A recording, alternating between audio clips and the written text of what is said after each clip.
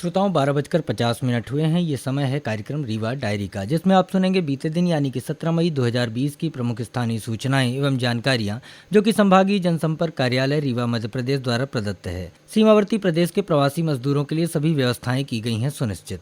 सीमावर्ती प्रदेश के प्रवासी मजदूरों को उनके राज्य की सीमा तक पहुंचाने के लिए रीवा जिला प्रशासन द्वारा सभी समुचित व्यवस्थाएं सुनिश्चित की गई हैं। कलेक्टर बसंत कुर्रे ने बताया कि जिला प्रशासन की यह प्राथमिकता है कि अन्य राज्यों से आने वाले श्रमिकों को खाना, पानी, छाया आदि की व्यवस्था कराई जाए। तदुपरांत उन्हें बस या अन्य साधनों से सीमावर्ती राज्य की सीमा तक पहुंचाया जाए।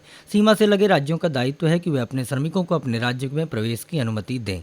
कलेक्टर ने बताया कि रीवा जिले में अन्य राज्यों के श्रमिकों को रोकने या अन्य कोई सुविधा न देने का सवाल ही पैदा नहीं होता। यदि उन्हें जिले की सीमा में प्रवेश किए जाने का इरादा न होता तो वे जिले की सीमा या जिले में कैसे प्रवेश करते। चाकघाट बॉर्डर में सीमावर्ती राज्य के श्रमिकों की भीड़ इसलिए बढ़ी क्योंकि पड़ोसी राज्य द्वारा उन्हें अपने प्रदेश में लिए जाने की अभी तक कोई सुनिश्चित व्यवस्था नहीं बनाई गई। इन मजदूरों को सभी प्रकार की सुविधाएं मुहैया कराई गई हैं। कलेक्टर ने बताया कि रीवा संभाग के commissioner doctor Ashok Kumar Bhargava, IG Chanchal Shekhar सहित कलेक्टर एवं एसपी आबिद खान द्वारा उत्तर प्रदेश राज्य के प्रयागराज जिले के वरिष्ठ प्रशासनिक अधिकारियों के साथ प्रवासी मजदूरों के प्रवेश के संबंध में चर्चा की गई है।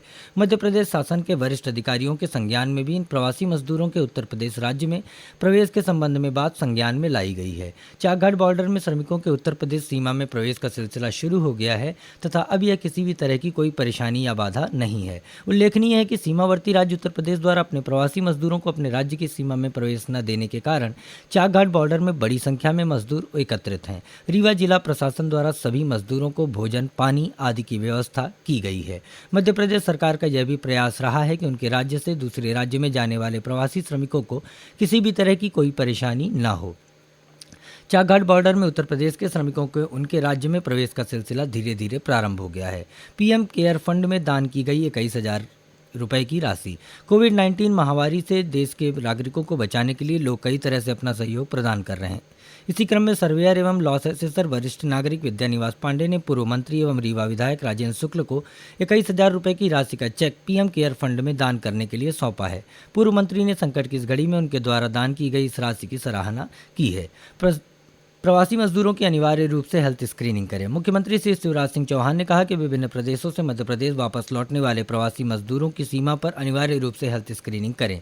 अन्य प्रदेशों के मध्य प्रदेश में फंसे हुए मजदूरों को सीमा तक छोड़ने के लिए वाहनों की व्यवस्था की जाए। आने एवं जाने वाले समस्त मजदूरों के लिए भोजन, चाय, नाश्ते आदि की व्यवस्था अपने अपने जिलों में कलेक्टर्स अनिवार्य रूप से सुनिश्चित करें। जो मजदूर ट्रक एवं अन्य वाहनों में ओवरलोड होकर जाते दिखें, उन्हें उतारकर पृथक वाहन से भिजवाने की व्यवस्था सुनिश्चित की जाए। उन्होंने कहा कि सभी प्रदेशों के प्रवासी मजदूरों को 2 माह का राशन निःशुल्क दिया जाए। इस संबंध में आवश्यक व्यवस्थाएं सुनिश्चित की जाएं। उन्होंने कहा कि प्रवासी मजदूर को 14 दिवस तक होम क्वारंटाइन करें।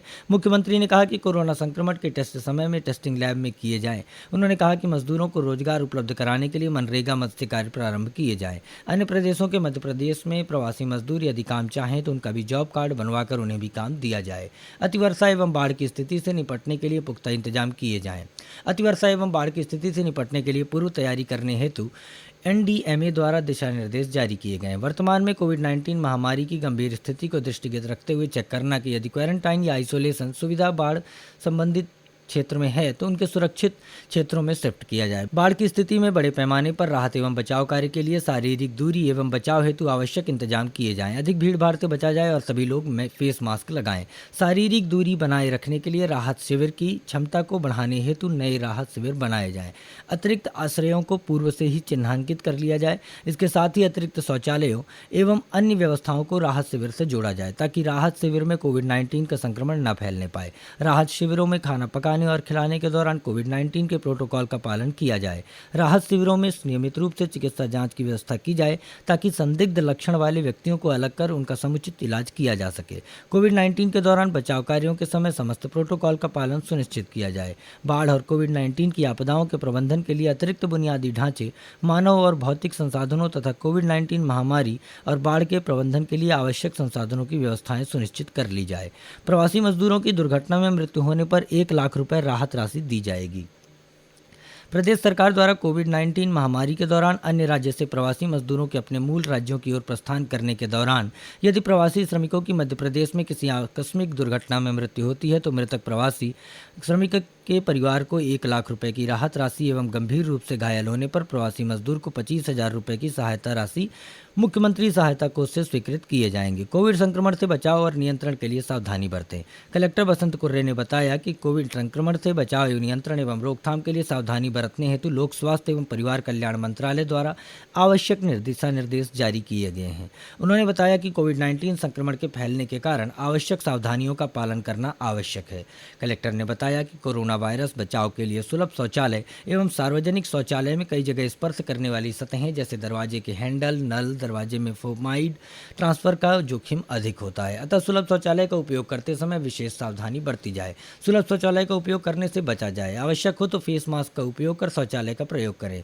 कम से कम चीज़ें एवं सतह को स्पर्श करें। उपयोग उपरांत साबुन से अच्छी तरह से हाथ धोएं एवं सैनिटाइजर का उपयोग कर हाथों को डिसइंफेक्ट करें। कलेक्टर ने कहा कि खांसी, छींक, बोलचाल तथा सामान्य श्वसन क्रिया के दौरान शरीर से छोटी छोटी बूंदें निकलती हैं जो संक्रमण का कारक होती हैं।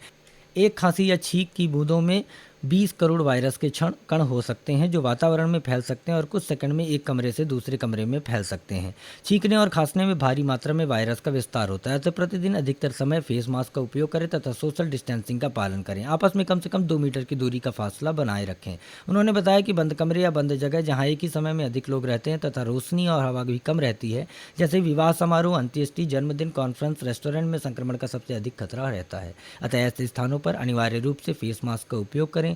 हॉल एवं कमरे की खिड़कियां खोलकर रखें। यदि सेंट्रल एयर कंडीशनिंग स्थापित हो तो यथासंभव उसे बंद रखा जाए। पंखों का उपयोग किया जाए। बैठक व्यवस्था में आपस में कम से कम 2 मीटर की दूरी का फासला रखें तथा सोशल डिस्टेंसिंग का पालन अनिवार्य रूप से करें। कमिश्नर डॉक्टर भार्गव ने चाकघाट में प्रवासी मजदूरों की समस्या का किया समाधान। रीवा संभाग के कमिश्नर डॉक्टर अशोक कुमार भार्गव एवं रीवा जोन के आईजी चंचल शेखर ने चाकघाट में उत्तर प्रदेश के अधिकारियों के साथ बैठक करके अन्य राज्यों से विभिन्न साधनों से चाकघाट पहुंचे उत्तर प्रदेश के प्रवासी मजदूरों की समस्या का समाधान किया। चाकघाट में कई मजदूर स्वयं के साधनों एवं भार वाहनों से उत्तर प्रदेश जाने के लिए पहुंचे हैं। उन्हें उत्तर प्रदेश में प्रवेश की अनुमति न मिलने से कठिनाई हो रही थी। कमिश्नर डॉक्टर भार्गव ने आईजी के साथ चाकघाट पहुंचकर स्थिति का जायजा लिया। उन्होंने दूरभाष से प्रयागराज के कमिश्नर तथा अन्य वरिष्ठ अधिकारियों से प्रवासी मजदूरों की समस्याओं के संबंध में चर्चा की। इसके बाद चाकघाट में उत्तर प्रदेश तथा मध्य प्रदेश के अधिकारियों की संयुक्त बैठक आयोजित की गई। बैठक में कमिश्नर डॉक्टर भार्गव ने कहा कि लॉकडाउन के कारण अन्य प्रदेशों में बड़ी संख्या में मजदूर फंसे हुए हैं। इन मजदूरों को रेलवे के सहयोग से विशेष श्रमिक ट्रेनों के माध्यम से उनके गंतव्य तक पहुंचाया जा रहा है, लेकिन कई मजदूर स्वयं के साधनों तथा भार वाहनों के माध्यम से भी अपने घर पहुंचने का प्रयास कर रहे हैं। उत्तर प्रदेश तथा बिहार जाने वाले अधिकांश श्रमिकों को रीवा संभाग से गुजरना पड़ता है। इन मजदूरों के लिए सभी जिलों में आवश्यक प्रबंध किए गए हैं। मजदूर किसी भी प्रदेश का हो, उसकी समस्या का समाधान करना हम सबकी जिम्मेदारी है। रीवा जिले में प्रवासी मजदूरों के लिए निःशुल्क भोजन, मास्क तथा पानी की पर्याप्त व्यवस्था की गई। बैठक में निर्णय लिया गया कि मजदूरों को यथाशीघ्र वाहनों तथा अन्य साधनों से उनके गंतव्य तक पहुंचाया जाएगा। बैठक के बाद सीमावर्ती राज्य के अधिकारियों तथा स्थानीय अधिकारियों द्वारा चाकघाट में फंसे हुए मजदूरों की सुरक्षित तथा सुविधाजनक वापसी के प्रबंध किए गए। मजदूरों का सीमावर्ती राज्यों में जाने का क्रम शुरू हो गया है।